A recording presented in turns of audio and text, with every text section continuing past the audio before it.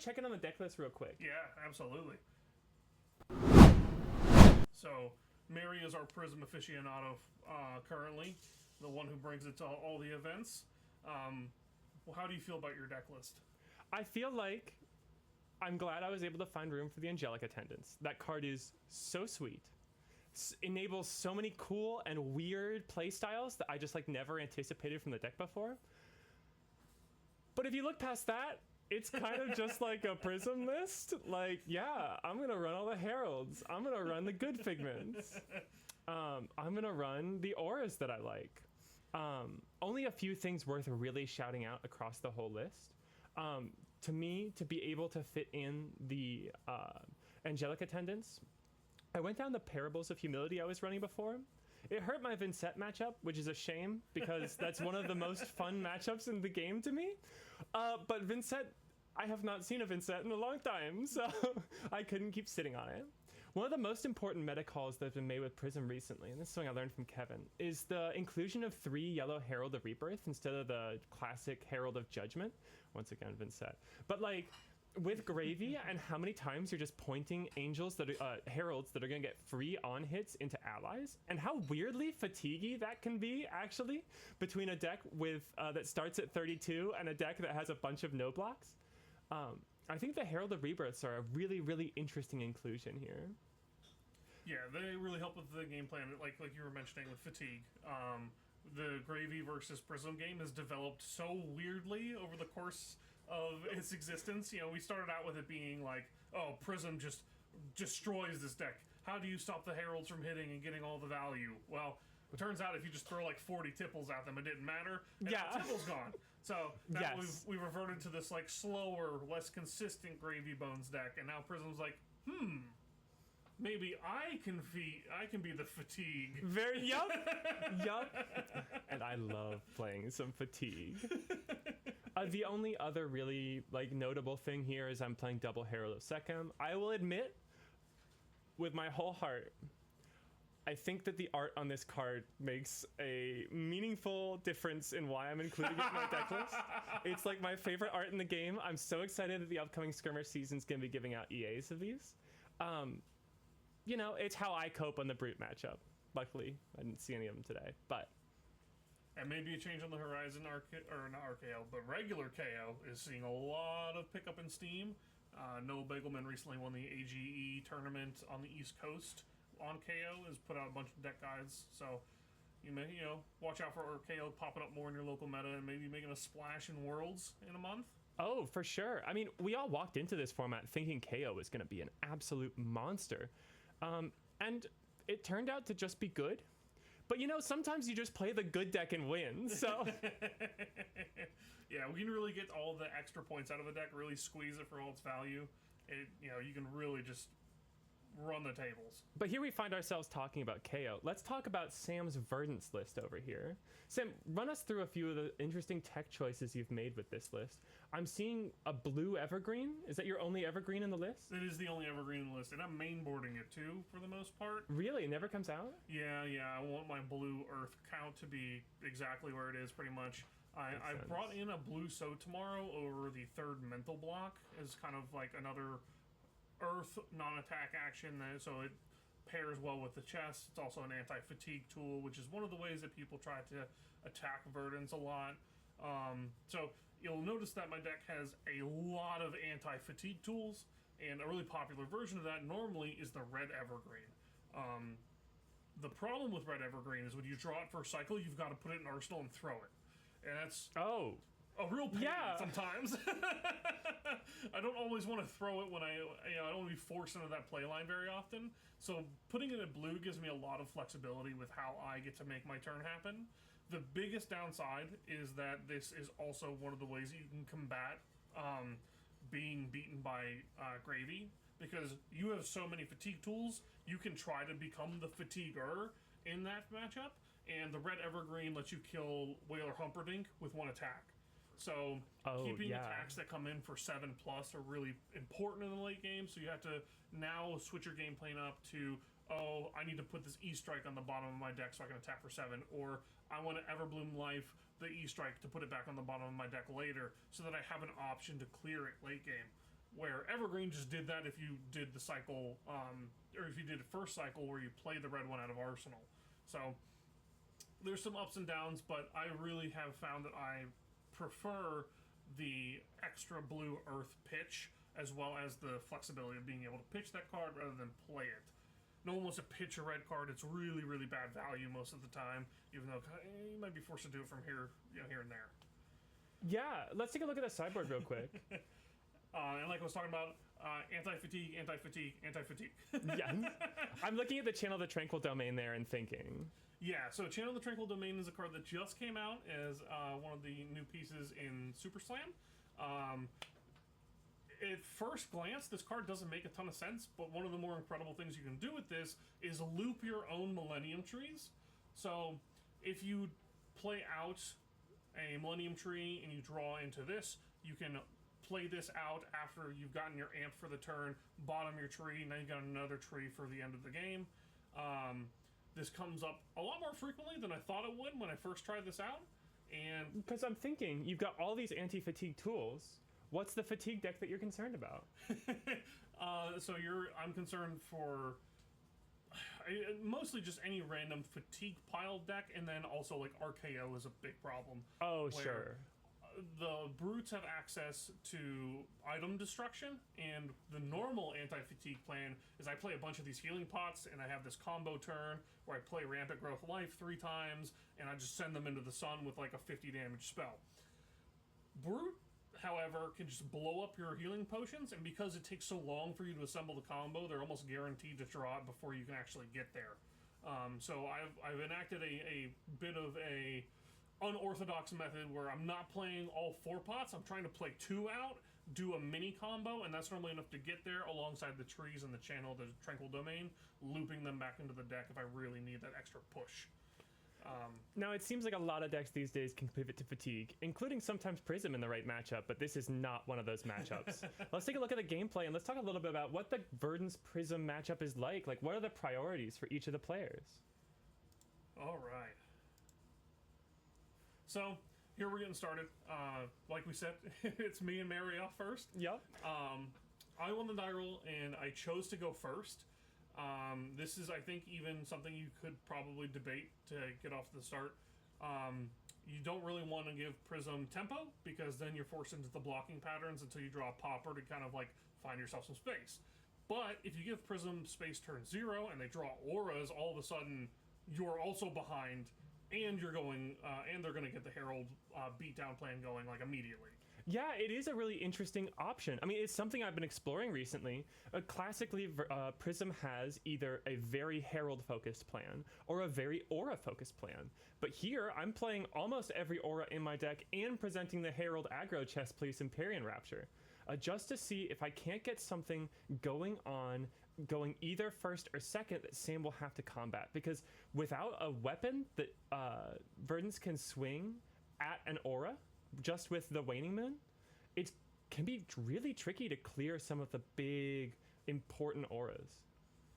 I draw up a little bit of a clunker here to start. The only card I want to set is this Burn Bear, and I have just 3 blue earth cards, which I really want to get some of them into the yard, because the main game plan for Verdance is I want to get this Decompose going, so every time I gain life, I shoot an arcane damage at Prism. So normally you'd want to set a card in Arsenal, get yourself a 5-card hand going into the following turn, a little bit of space. I don't quite draw a hand that's conducive to that, and I'm like, I'm just going to get my damage and call it a day. And Mary says, my hand also sucks. I'm going to play out this Figment, which is actually really good. It kind of gives her a 5th card on the following turn cycle. For sure. And getting to that 5-card hand is pretty critical as the Prism player. I'm always looking for something to be able to do after a Verdance gives up their action point turn 1, because so often it feels like I'm just taking 8 damage off of the Waning and the big spell that they guaranteed draw. Here comes Herald of Triumph. This actually is pretty relevant. It used to be that Verdance was just on a billion trillion 7s. Back before the deck had enough good cards to fill out an 80-card list. Nowadays, there's enough good cards that a lot of the poppers are... Oh, is it slowing down here for a second?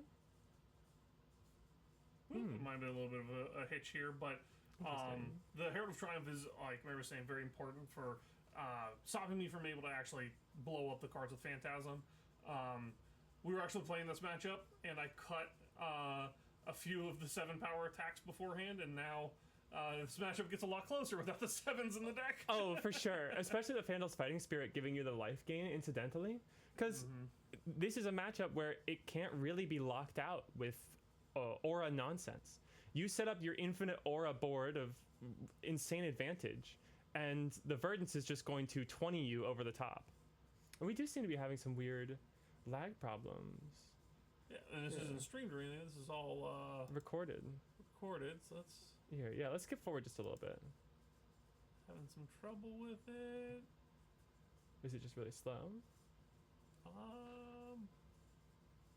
Here, keep skipping forward. Here, this is the fun. We're dealing with technical difficulties on stream. Really choppy for some reason. Yeah, so, regardless, enjoy the slideshow. We're going to keep talking. We'll still keep going over it. I'm not sure what's causing these. Right?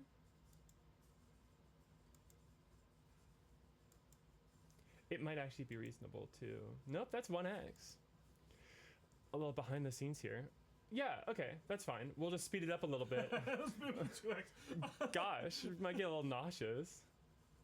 So this is just like your standard go wide Prism turn. I could have set up the Passing Mirage as an additional option. That would have been really nice and let me arsenal a Herald to guarantee a 5-card hand next turn, if I didn't already have the Ponder set up to guarantee that anyways. In that case, I just kind of want to take cards out of the Verdance player's hand. Gosh, actually, Sam, will you pull out your phone and send off a quick text? Yeah, let's see if we can get a... Let's see. In the meantime, I want to talk about just how much the new Light Up the Leaves 6 arcane damage spell is doing for this matchup.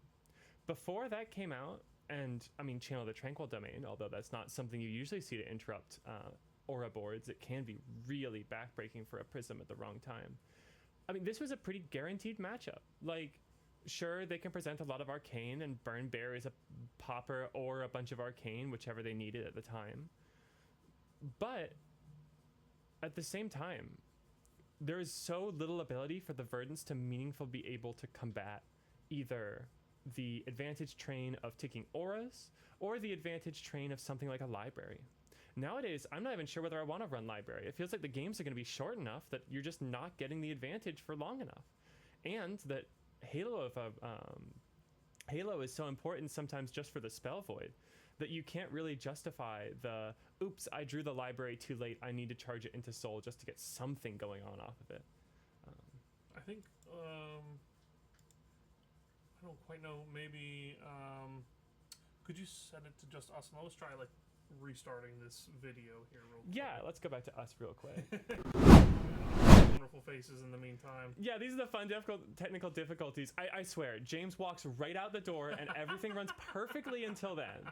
It was waiting for us. It was a trap set for us. Where is the media folder that this was in? Do you remember? Oh, here, let me pull that up. I think it was set right up there. There it is, perfect. All right, I will just restart. Nice, and we'll be skipping back to 3 minutes. See if that won't. Oh, it's all funky it's now. Still funky. Gosh. Oh boy. Seems like it might be a computer-wide problem instead.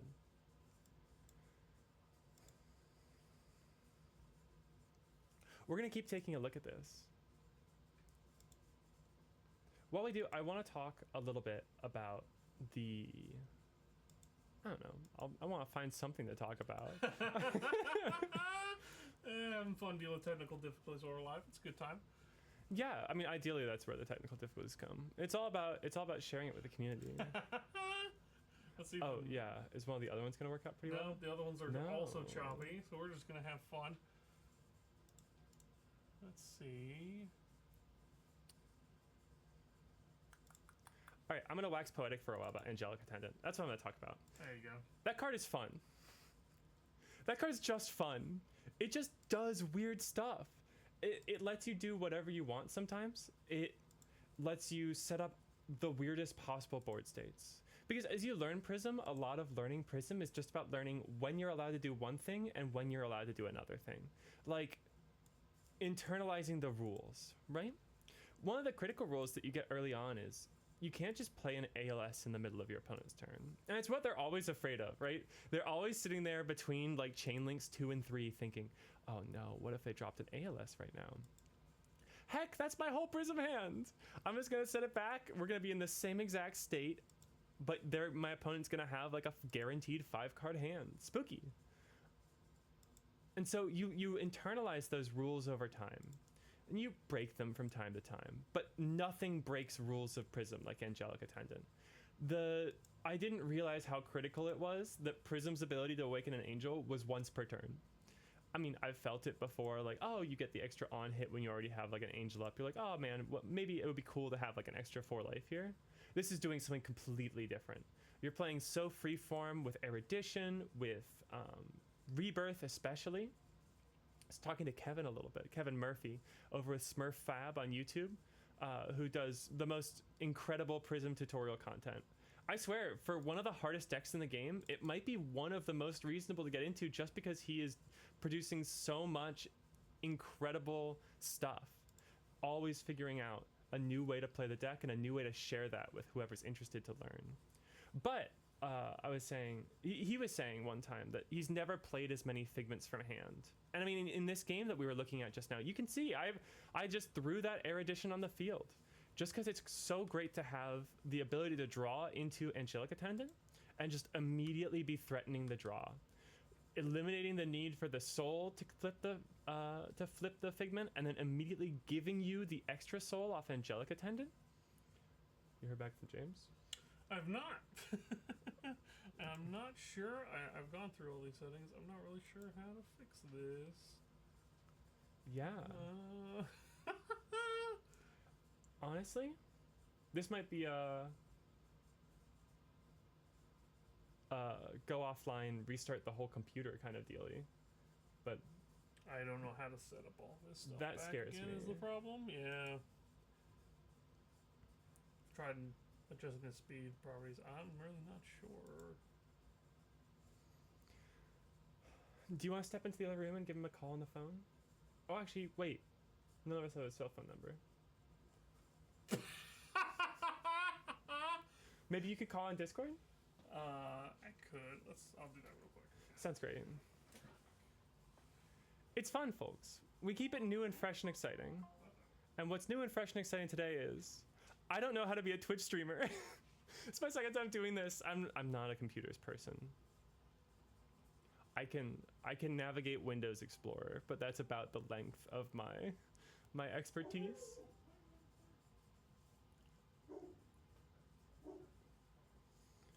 I was talking about Angelic Attendant, but it's just another microcosm of the thing I love the most about Prism, which is just there's so many fiddly little dials and options you have to change your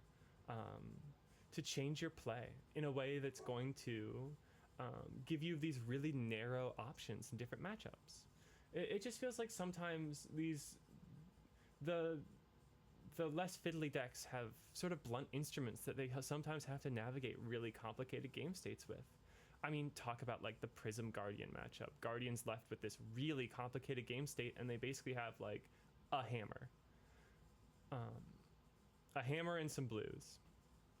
And so I'd always rather be on the side that's jumping through hoops and taking tiny little options and micro optimizations and learning every single time you play. Any luck, Sam? No dice. So Okay. How about we just do this a little bit more manual style then?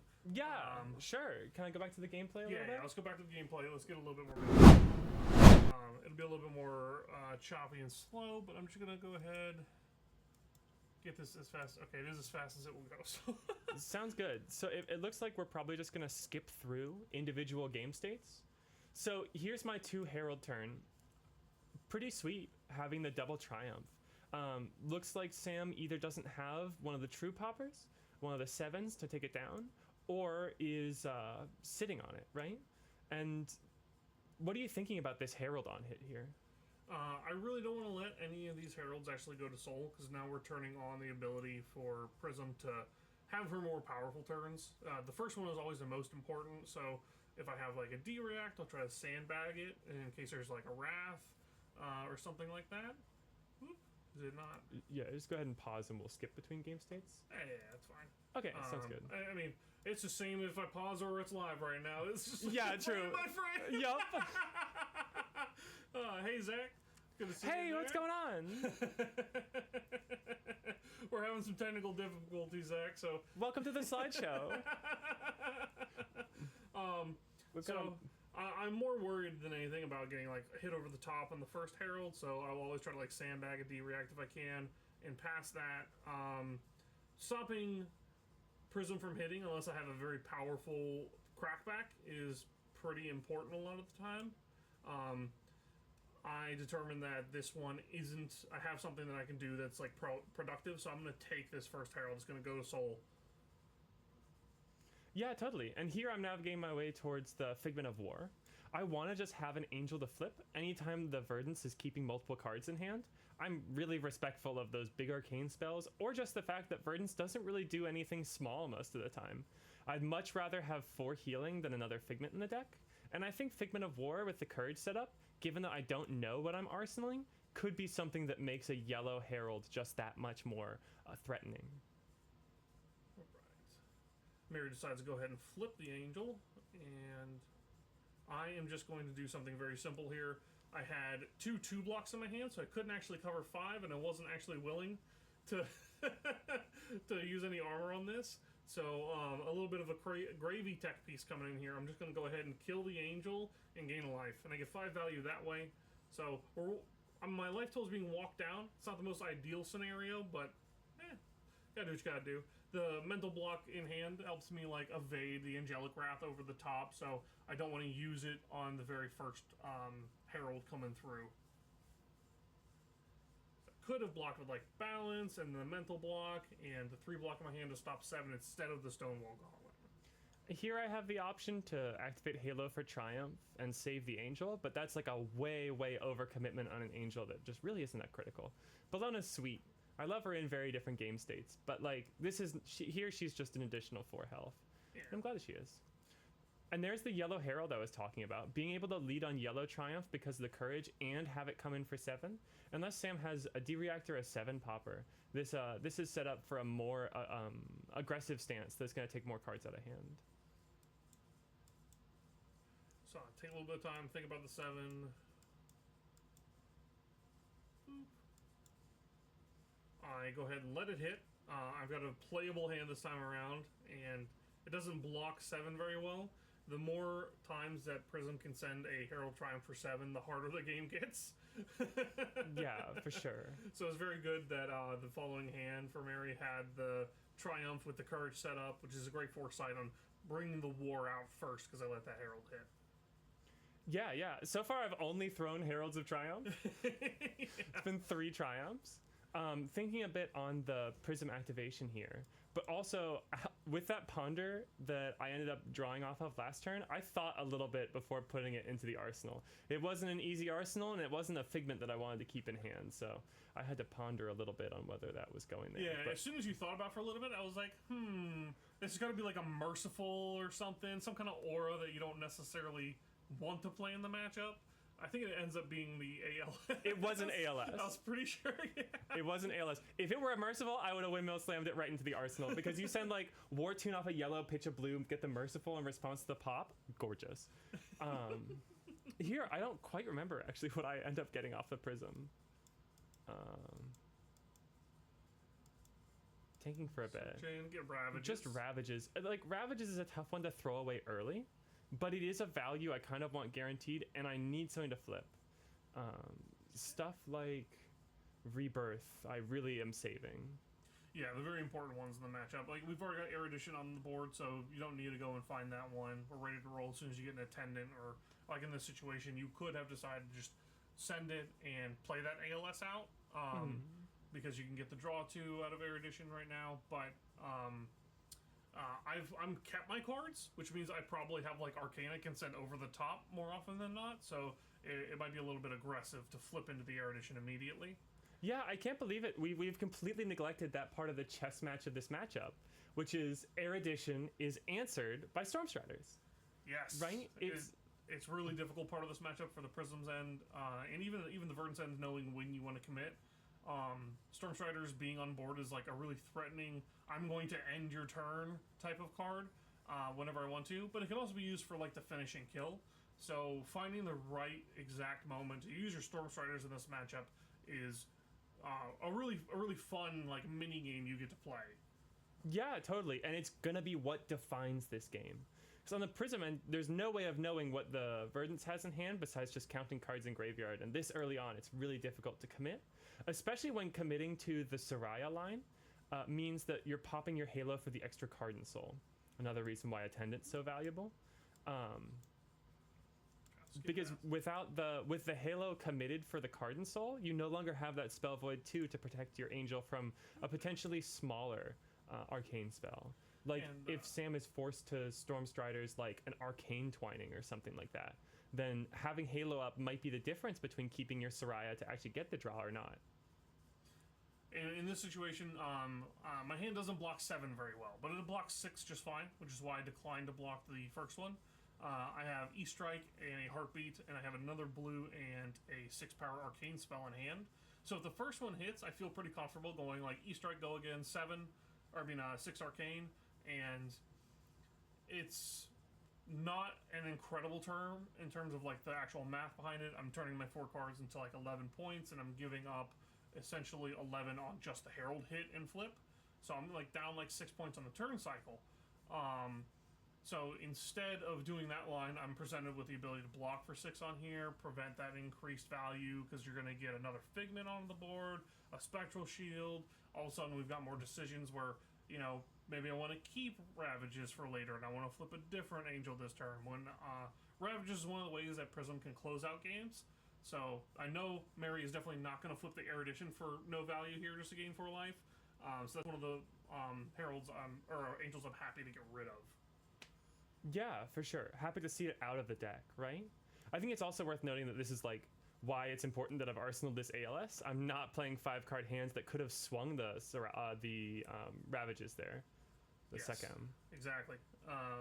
Which does kind of dilute your offensive options down the line a little bit. But especially because every time you do that, you're just asking for Stormstriders. Say, oh, you get to deny me my second Herald and this Angel Swing. Yeah, so I come in with 6 Arcane. There's no stopping it. Prism only has AB1, so I'm going to get rid of the Angel. Mary's going to take a couple damage, and we're going to run it back up. And that's going to be the theme of this match. You're going to see a lot of aggression from Prism and me trying to kind of weather the storm.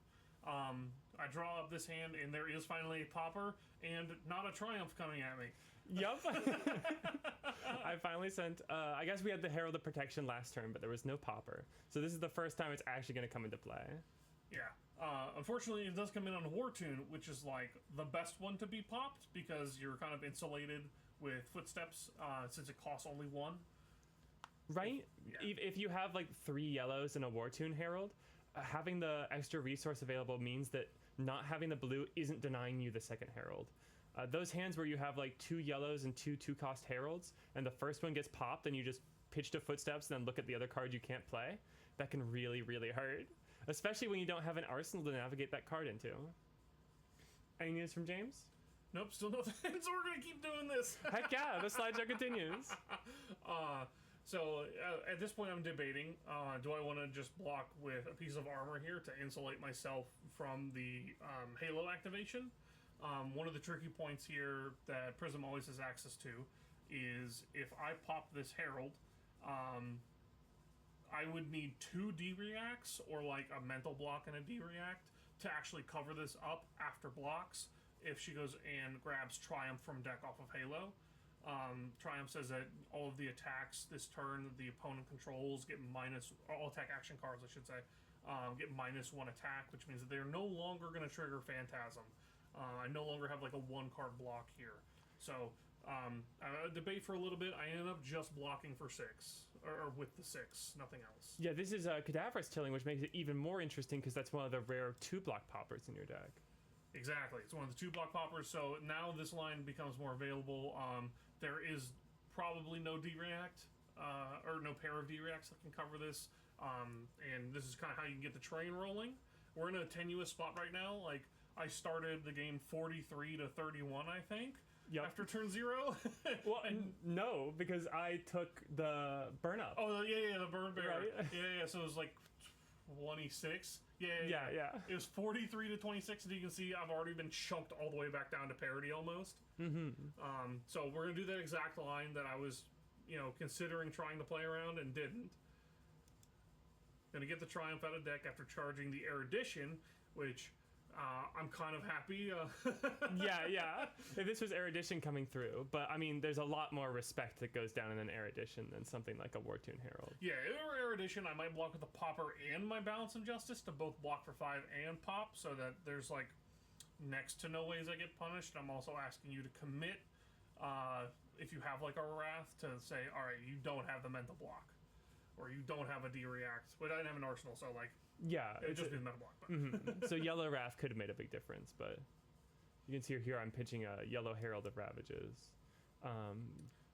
Yep, so it connects. We go and fetch another Figment. We get the protection this time, comes in with the Spectral Shield. In my hand, as you can see, is the Felling, Fruits, and Scour. So I'm going to try to hold on to a little bit of this.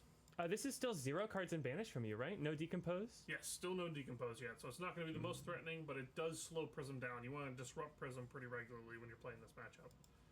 So I go ahead, I believe I take the 4 here. Yes, I just take the 4. Yes. There's another Herald, and I want to stop this. This is crazy, because I did not have that War Tune in the hand at the start. That's what I drew off of the Halo activation. Yes. And I'm like, oh, well, I just get to swing Aegis and present another Herald off the blue I already had in my hand. I chose to banish an additional card from Soul to make some extra Spectral Shields. That's a choice, because now I'm not really threatening Erudition as much off of just a single Herald connecting, because you need if you're not flipping Erudition and banishing Soul to draw, like, why are you flipping Erudition? At the same time, I'm trying to play a little bit away from it. I mean, committing the Halo and not going for an Erudition line, as well as committing to the banishing the Soul for the extra Spectral Shields. I'm trying to move away from that as a game plan, with the backup that a single attendant drawn can immediately flip the Erudition and have it be ready to swing for with draw. Yeah, so when this happened, I audibly groaned, I'm pretty sure. I'm like, oh, well, I guess I have to block with equipment, because I can't just leave this on board for another turn. If you let Prism untap with an Angel, it's bad news, to say the least, and I really need to get this Decompose going. So the best way that I can do this is I can come in at the Angel with the Felling, still take a card, present some disruption at the same time. So I end up using my 3 block in the Scour, and I believe my Balance of Justice here. Or no, that's right. Oh, I considered, oh, this line was crazy. I remember. Never mind, I remember now. Okay. Because Mary decided to make the extra Spectral Shields, I had a new line. Where, oh, yeah. Yeah. God. The Scour in my hand is now live for 3, which means that it automatically eats an Angel, and I can eat the Spectral Shields. So I really want to get the Decompose going, and I want to disrupt Prism, but I can do the same thing, but like value math wise, I guess the same thing, where I blow up 3 shields and the 4 wards, so I'm effectively dealing 4 damage and taking options off the board. Where if I did the Felling and attacked, I take 1 card, but I leave the 3 Spectral Shields. I remember, I thought about this line for probably like 5 minutes, where I was like, is this right? Blocking with Felling, one of the most powerful cards in my deck? Oh, man. It was a cool line. Yeah, for sure. And anytime I see the Scour, like, I walked right into it. I just saw it hit the table. I was like, no.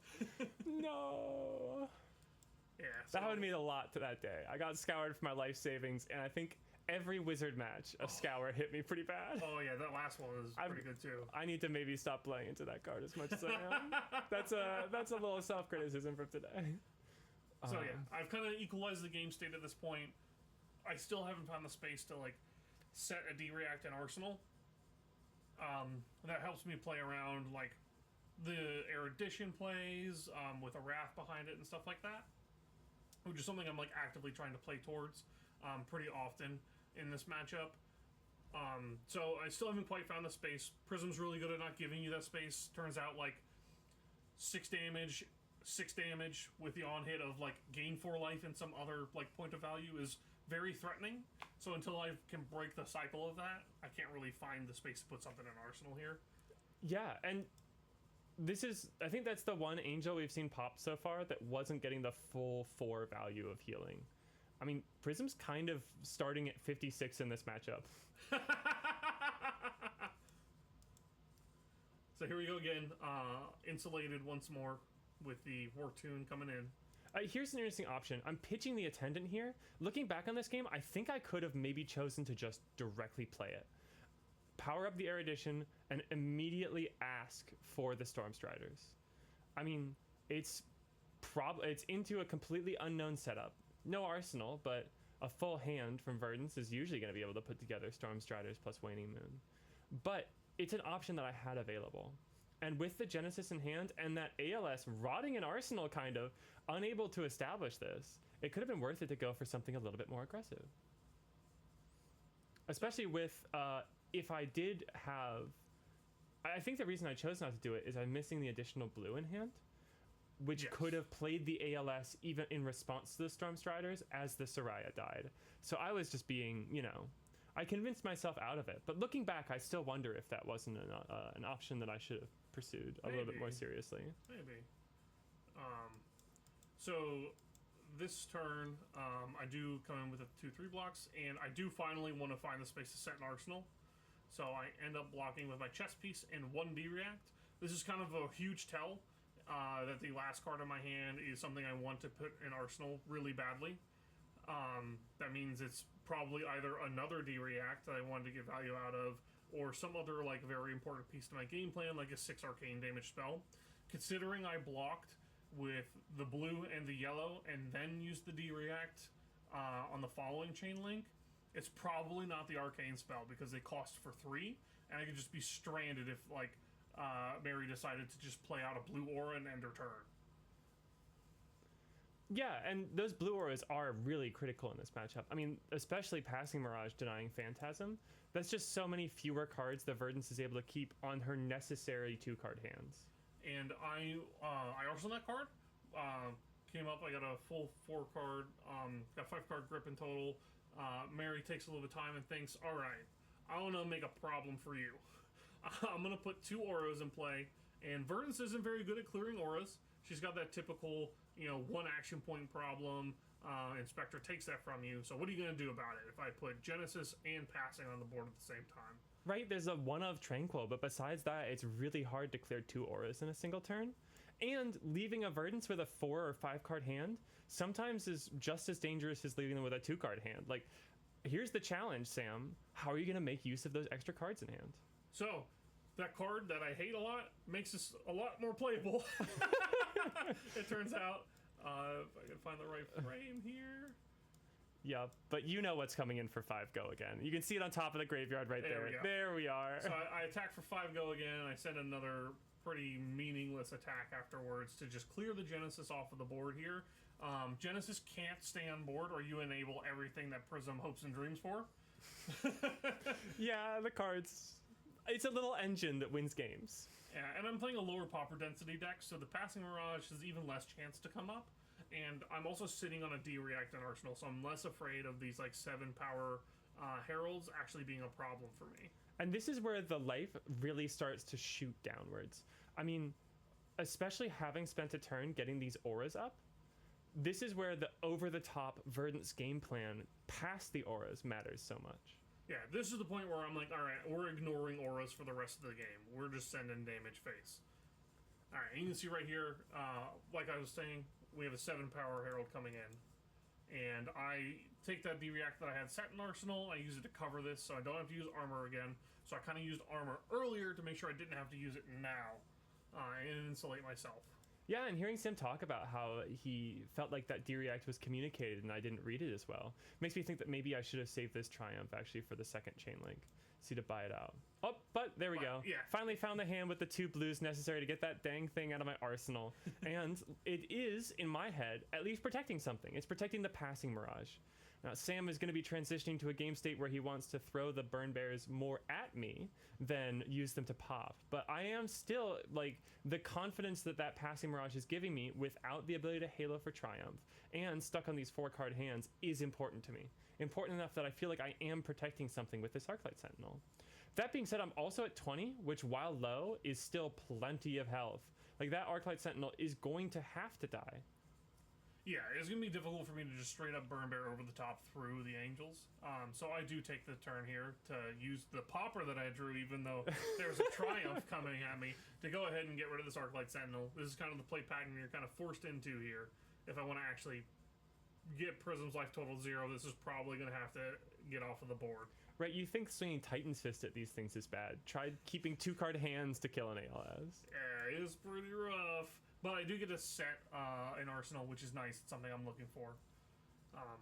Yeah, totally. And I'm just playing more Heralds. You know, I've got them in my deck for a reason. Here's Wartune coming across for 5, covered by a Scour and a Rootbound Carapace. I think this is your second Decompose?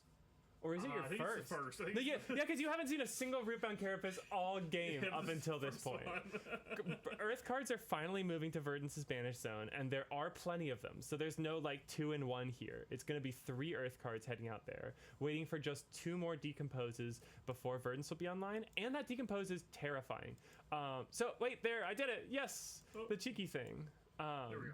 Sadly, it wasn't off a popper, which is what I'd love. And of course, the passing mirage is already covering that up. So this is going to be a little bit redundant, but I am still going to establish the Merciful Retribution. Yeah, and I'm at the point where Merciful Retribution gets to stay on the board for the rest of the game.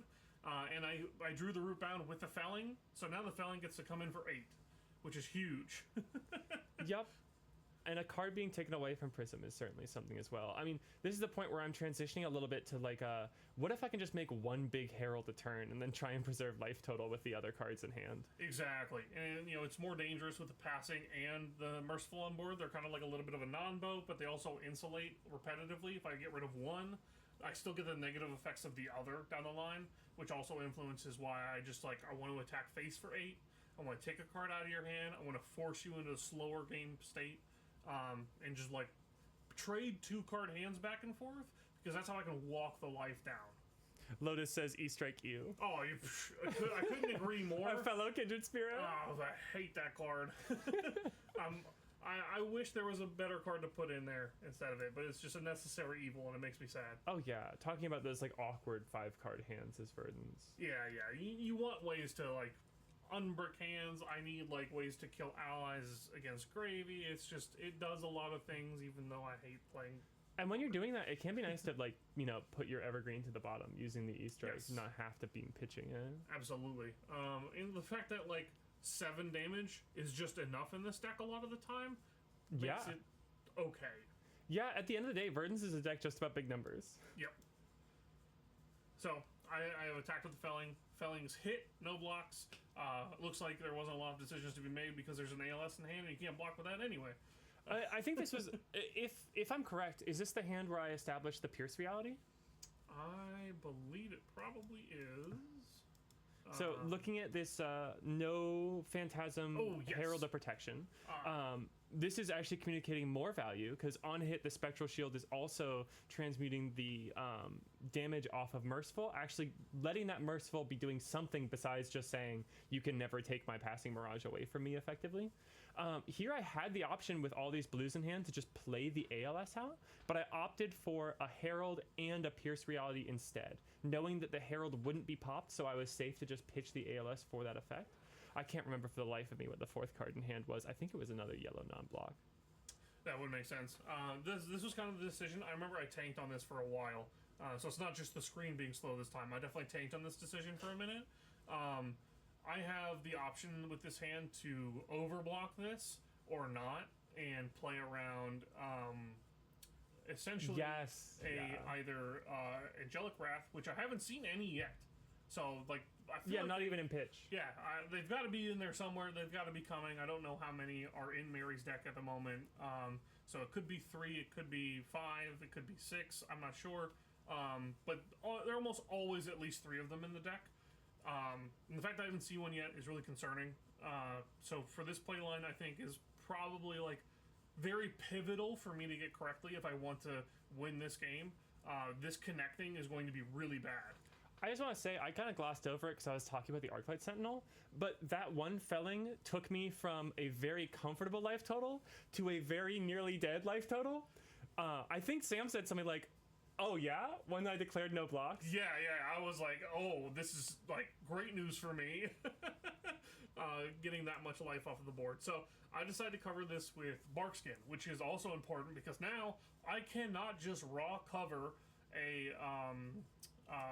Erudition. an erudition with a non-attack action. So I'm with thinking the about passing already being on the board, like not being able to raw cover it, there doesn't need to be a Wrath to back it up. There doesn't need to be any combo potential. It's just as soon as I draw the card, I slam it on the board. Yeah, so you see me picking up, I'm thinking, is this right? Should I leave it? Should I not?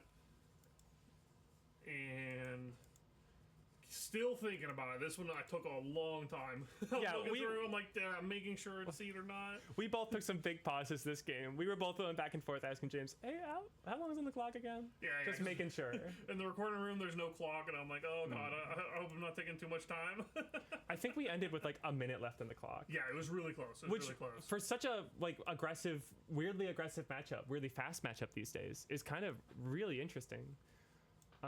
But no Wrath. It's not going to be a Wrath. It's going to be this Pierce reality. I opted to take the line where I'm sending the Herald and setting up the Pierce reality, which is really going to make the single Herald a turn, just wait for Erudition to show up, game plan that much more locked in. Whereas instead of taking like 5 block and arsenaling like an ALS or whatever, I probably a Figment that was the last card in hand there. I think it was Figment of Rebirth maybe, or did I pitch that in an earlier turn? I'm not certain. But anyway, I do cover this. I end up blocking with a 3 block from hand, and the D-React I have sat in the arsenal. You see it in the grave there. There we go. So I do there's the shelter. Yep, shelter block. So this is just coming across for 7. And hold on, I need to start really blocking. Yeah, what am I pitching for here? Did I I brain-farted and I pitched the Plowhunter here to the east, right? It made it to the bottom of the deck regardless, but that's supposed to be hidden information.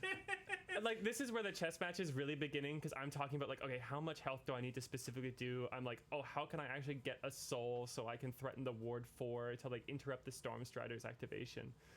And paying attention to stuff like, where's that card for Enlightened Strike actually going? Was not on the top of either of our minds. There is an Angelic Attendant. This one's coming too late for me to be too aggressive with it. Yeah, you take 7 on this. I just respond to the Angelic Attendant because there's nothing in Soul, and I just like send you to the moon with any 6 power spell pretty much here. Yep, and there's a card in Arsenal now, Sam. There's a card in your arsenal. Yes, there is a card in my arsenal now, and it turns out it's Burn Bear. Yep. So I'm looking for the spot to end the game here.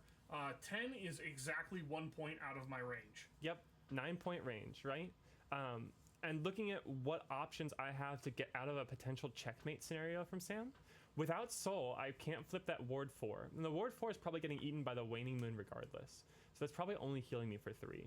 But I do have Arcane Barrier 1 on the Calming Gesture, which I can use twice. And 1 instance of Ward 1 that I can activate on the Empyrean Rapture. With any number of Spectral Shields on the board, I can even cover the Waning Moon on my turn and preserve the Herald.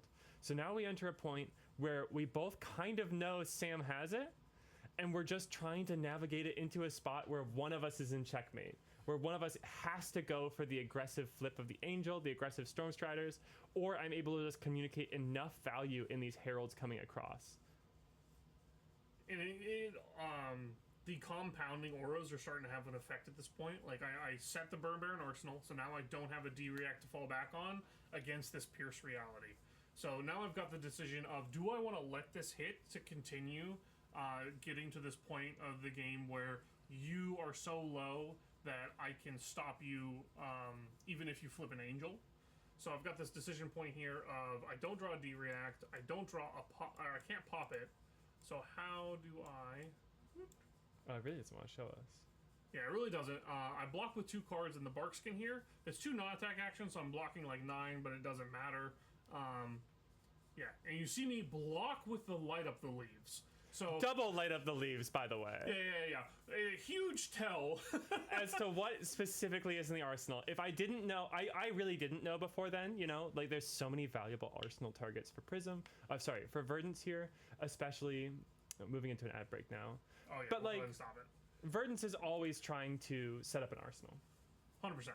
Like, there's so many great arsenals. The fact that I'm at 10 doesn't really change that. Doesn't change that you want to be like, oh, sometimes you have to block with 3 cards and then arsenal the felling. Or you want to be navigating, especially with all of your armor gone now, you want to be navigating those D-reacts into arsenal to cover up the out that I have in Erudition. But double light of the leaves is a very strong signal. I don't need one of those. One of the other cards in my hand is more important, or my arsenal already has one of these guys. So no matter what, after this turn cycle, you're pretty aware with what I've got at this point.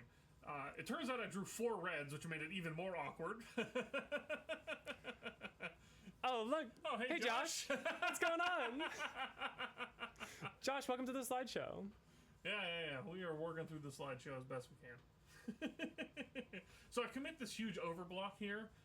This is kind of, we're still in that chess match where I want to make sure nothing goes to soul, so I can get to the point where, like, right now, it's almost worthwhile if I could to just send the 9 damage and look to just end it with any 6-power spell, but I drew quad reds.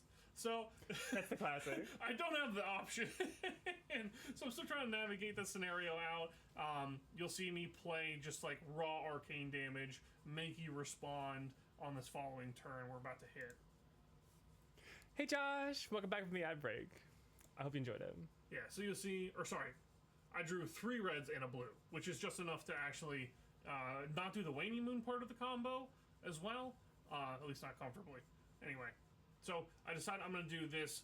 This gets him below the 10 health threshold. Gets Mary below the 10 health threshold.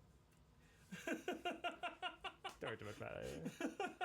But yeah, this is pulsing plus waning, right? Yeah, because you've got the 2 floating over there. I got the 2 floating. And this is also super interesting because if you want to stop the 4 arcane damage, I guess technically it doesn't really... It's not as interesting because there's nothing in Soul right now. But if you want to stop the 4 arcane damage, leaving the waning moon up, and that'll come up later, to stop the ward 4 is really important. So I want to send the 4 arcane, make you deal with it, then come in with the waning. And here's one of the other things, and one of the reasons why I don't like Arclight Sentinel in this specific position, or like those heavy ward board states in this specific position.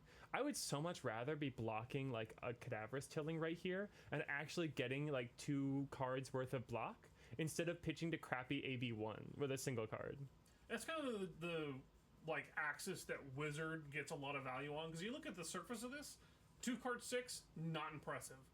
True damage 2 card 6, much more impressive. I turn all of your cards at block 3 into block 1s. It's crazy value on that axis. Yeah, absolutely. And that's what my end game is going to struggle to really deal with, and to get enough value to knock you down from that really pretty lofty life total of 23. Yeah. That pivot there was very impactful, where you put the Genesis, and then I was able to actually do a little damage face, finally get the arsenal set up. We're in a position where we're getting a little bit more comfy. E-Strike's a good card. It's a strong, powerful Flesh and Blood card. Sad. Okay, well, I'm just taking damage here. I think I end up pitching to Arcane Barrier. Oh, yes, yeah! Because, oh my god! Yes. This is why this is very important. Yes, because it's like, it's literally checkmate. It's literally checkmate. I can't find a way to, actually get a card into my soul to threaten the flip of the angel. I'm actually at 7. I'm not at like secret angel more than 7. I'm actually just at 7 against a deck with 9 bursts and I have AB1. But I draw Light of Soul. Yeah, but Light of Soul here does hit. And you know I hit with it. Oh, yeah. You know, I don't miss with Light of Soul. I don't put that card in my deck to miss with it.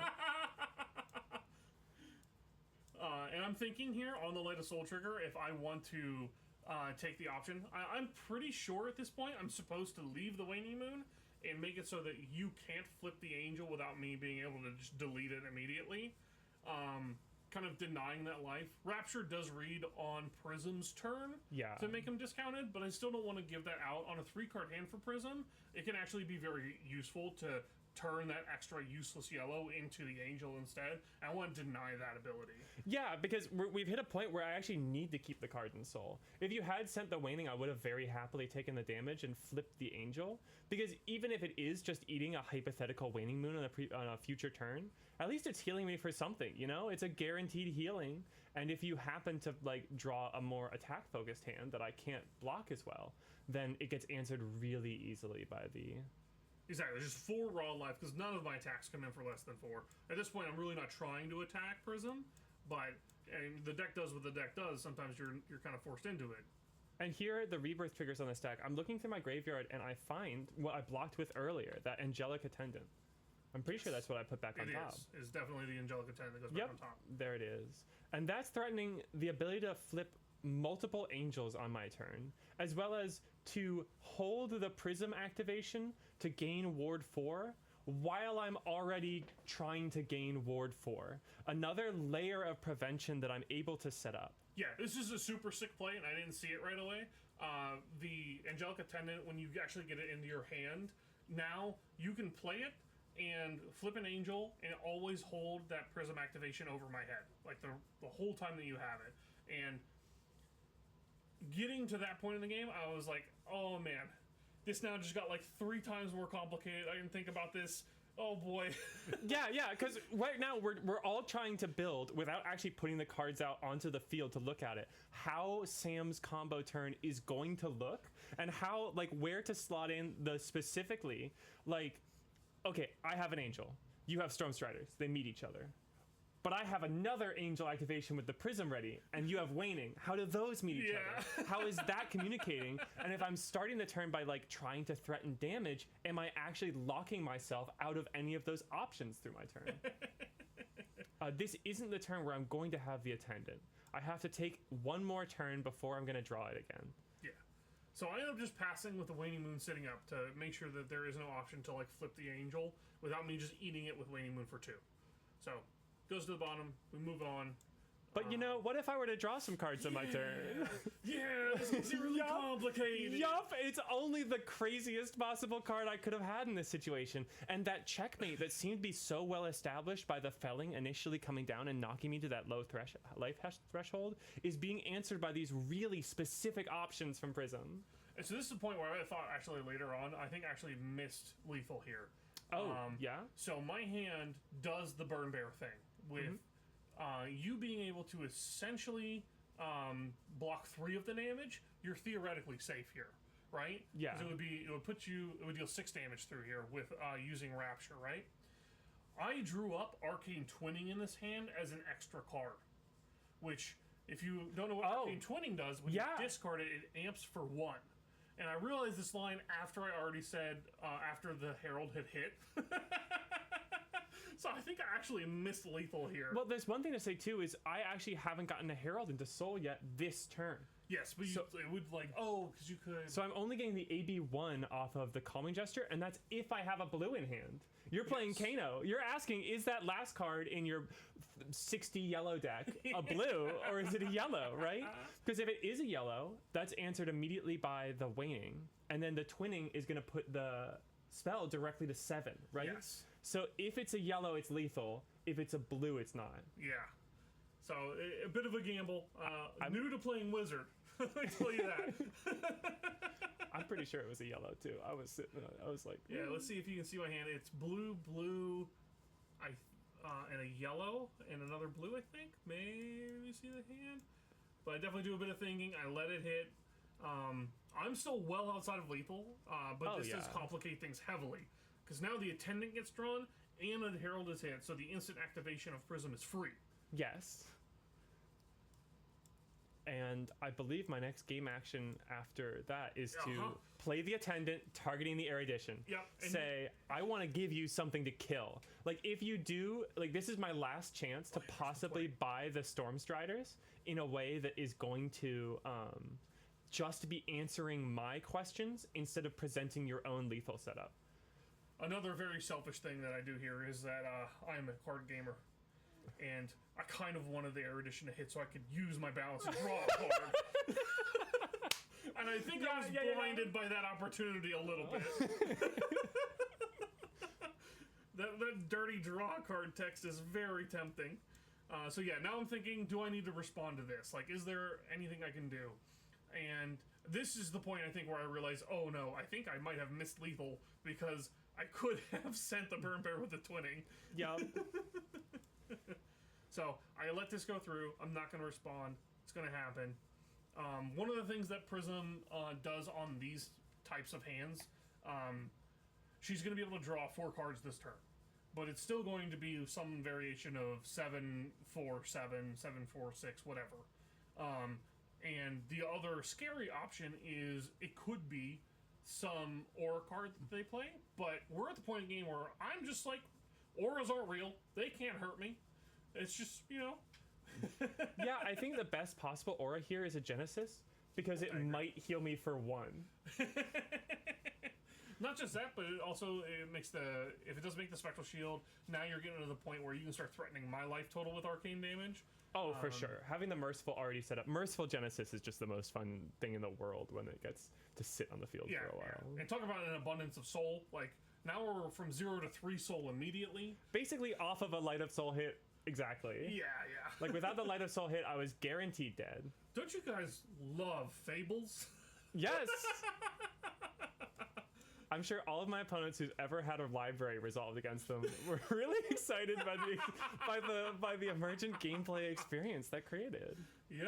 So Sam is not going to activate the Storm, or did not activate the Storm Striders in response to the activation. There is a window before it becomes considered attacking, where you can destroy the Angel and prevent the on-attack banish to draw. Hey, puppy. Yes. But Sam's gonna let it go through, right? Like he said, he's already drawing the card, and the difference between the 2-card draw and the 4-card draw isn't actually that critical here. Sorry, even buddy. if I hit like the best possible thing. Where's a dog? We got a dog in here. We got a big, beautiful dog. Hey, sweetheart. Interrupting everything. So comes through again. I decide I have this extra essentially because the following turn. We're getting really close to stack, I think, even at this point, where I'm pretty likely to draw my final Burn Bear in the next hand or the hand after. So I decide what I'm going to do is just block a little bit, threaten to kill this Angel, and get to the point where I'm working on that half turn ahead axis that Wizard really likes to abuse, where Mary can only use so many cards on defense over both of my attacks on essentially what is just one of her turns. There's that first Angelic Wrath, by the way. Yes. That was something I thought a while about whether I wanted or not, because you are actually getting really low as a result of this turn. Both of us had turns where we took our opponent from a range that was very comfortable to a range where they could be dead in an instant. And I thought, maybe, actually, it is worth it for me to arsenal this Angelic Wrath instead of another Wartune Herald, just to be able to threaten something if I do keep a larger hand. But ultimately decided that I just wanted to have the option to play the 2-card Herald out of Arsenal option. So there we go. I do block this one out. We go back to the following turn. And now Verdance is live with this Rootbound Carapace. So yeah, finally. Yes. And that means so much when it's an Angel flipped, right? Yeah, so I discard this Fruits of the Forest. So I say, give me a card, or I blow up the Angel with just 1 value. Yup, and here's 8 coming across with Cadaverous Tilling. Yeah. I mean, I'm trying to block with 2 or 3 cards. Trying to is a pretty key word there. When I've got enough 2 blocks and no blocks in my deck to make it really suspicious my ability to do so most of the time. Additionally, I'm already pitching to figure out how to deal with this Verdance ping. I think I end up pitching the blue. I do something that I think is also kind of important here. We're at a spot where if I discard Fruits first and see how Mary reacts, I open myself up to getting blown out by Arclight Sentinel. And buying like a full turn cycle and dealing like 2 to myself through Merciful Retribution triggers. Mm-hmm. I leave the Angel on the board, so it's like nightmare scenario. So I play the Tilling, respond to the Tilling by discarding the Fruits, so I still get all of these activations. And little things like that are what like make a very simple, I throw big number attack a little bit more complicated. Yeah, Verdance, as much as I like to complain that she's not a guardian. Yeah. Or maybe not anymore. And certainly not now with 6 spells. You have these little options like that to find these micro improvements to play around specific tech pieces your opponent might have. Yeah, especially when I'm already asking you to pitch 1 to Arcane. It's like, well, if you're going to do that and you have an ALS, what if I just pitch my whole hand and we reset the turn cycle and now you're just in pain? Yeah, totally. And now with my options available, if I'm trying to keep up the Empyrean Rapture, which I mean you are back up to 14, right? You're just edging up again out of like a potential Angelic Wrath kill angle. The very annoying thing that Verdance does, you think you hit her low and then she heals like 5 and does like 20 damage of arcane to you on your turn, you know? Yeah, I mean, I'd take 20. That makes the angel give me more value. This 1 is really annoying. So Verdance trigger comes down. I do believe, yes, Mary pitches the next Wrath, so they're coming now. Yep. That was me being, by the way, looking down at the 14 and going, wait, that number is bigger than I remember it being. I don't know if this blue Wrath is really going to get me there. And now the blue essentially will be used to be a 1-card 5 using Prism's hero ability.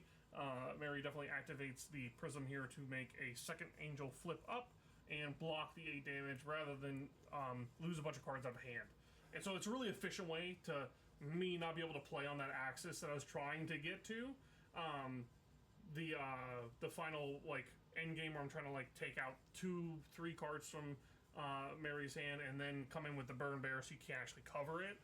Right. But you kind of like nullify that with the holding 3 cards and the arsenal. Right, instead of blocking with 2 cards in hand and going to like another critical life threshold, you're right that I kind of have to keep extra cards. 2-card hands don't work when you can still blow me up if I haven't gotten the Empyrean Rapture activated yet. All right. So, yep, I think it was Triumph. I activated Triumph and just threw it into it along with like another random Herald from hand. And here's the yellow War Tune that I arsenaled last turn instead of arsenaling the Wrath. Yep, coming in for 8 because those auras are still on the board. They've been there for a minute now. Yup. Because if they can't find the time to get over the top, it really does make a very impressive structure. You think Prism's 2-card hands are good when she has to play with all her rules text. Let's give all that stuff +2, take off the Phantasm, and say any of the protection abilities are going to be hitting for double off of Merciful Retribution. Especially because they're trying to dodge around that critical life threshold. Yeah. Only 1 figment left on the board here, though. Yep, and now we're at the point where I'm really tanking about how am I going to get through this. I've now got, I believe, 2 D-Reacts in hand. We've got a Heartbeat, a Sirens, a Rootbound, and I'm not sure what that It looks like a life. It's probably Pulsing Ether Life. Oh, definitely not. I don't bring that in this matchup. Yeah. No blocks are very bad. No, not Rampant. Not Rampant. Sorry, Pulsing. Yeah. Because it looks like it's sideways, right? Yeah, it does look sideways. It's definitely a it's got to be a Pulsing Ether Life. It's definitely got to be. If I saw you bringing Rootbound, I'd be like, "What's he smoking?" No blocks, I swear to God. Yeah. So I decide we're gonna take a lot of damage this turn, and we're gonna finally do the thing where I get to the turn cycle operation that I want really badly here. Yeah, I think on this Pulsing Ether Life, you actually are casting both Pulsing Ether and Life. Yes. With 1 resource floating and an additional card in hand. I believe for the waning. Let's see. We can get this because I take 2 heralds here because 2 more go to soul. Yep. Here, but a very crucial part is I've gotten through all of the angels. There's only 1 left and it's on the board. So the on hits are like it's just the 1 now, and the 1 has to be saved for the final 6 spell that I'm going to send. So the on hit that is persistent through the rest of the game isn't really here anymore. We've worked our way all the way through it at this point. Totally. And with 1 card in Arsenal and with the double Light Up the Leaves block making it really clear what it is, I know that any Sam 2-card hand can still kill me. So as long as Sam keeps 2 cards and plays out a normal Verdance turn cycle, I can't flip this Rebirth. Even if I had the Judgment in my deck, which looking back on it, I kind of would want, I wouldn't be able to activate here because Sam could 9 me in response. Yeah, so I played the Pulsing Aether Life. I'm asking for cards, gaining some life. I gained a few more life too. Oh, I played Heartbeat. That's what it was. I played Heartbeat as well. Yeah, so I send a ton of arcane damage this turn. So no Waning Moon, but yes, Heartbeat. I have the blue in my hand to be able to cover it, which is not always a guarantee on Prism. But this is coming in for what? A total of 4 arcane and then 4 more single instances of arcane? Yeah, 8 total arcane, which is really difficult for Prism to deal with. I want to get that life threshold down a lot closer to guaranteed lethal range. Whoop, if I can pull it. Whoop. Yep, Right. and now I'm at 2. Yeah. 2 is dead.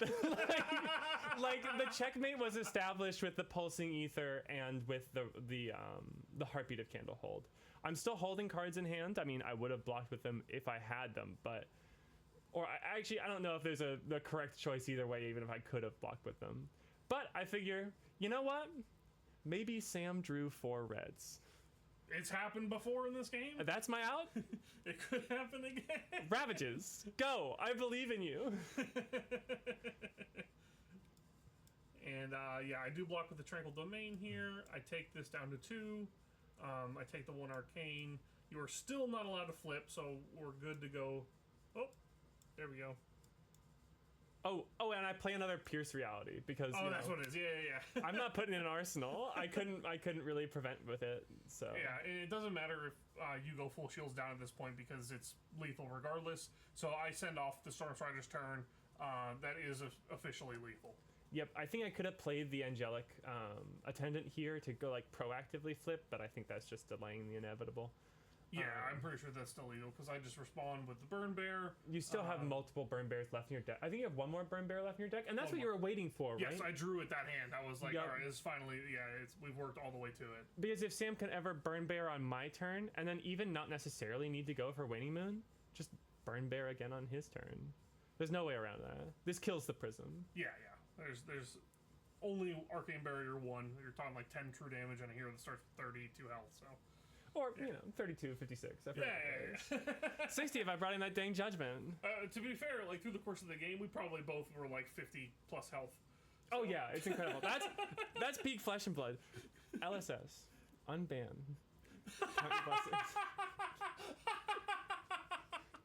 You need to play the fatigue.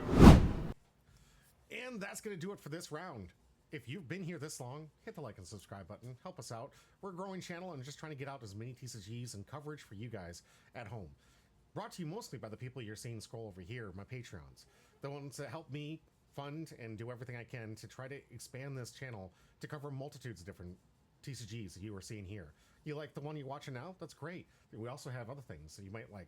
From a broad spectrum of the Bondi to the new League of Legends, Riftbound games, and other independents like Alpha Clash. We like to cover as many games here, and I love all these TCGs. Most of the time I take part in. If you guys are liking this content, though, please help us grow, help us get into the point where we can improve our quality of content for you, and get to the point where you guys really get the product that you deserve. Thank you for being here, as always. This is going to be it for today. I hope to see you in the next video. That might be listed up here. I don't know, editor, can you help me out?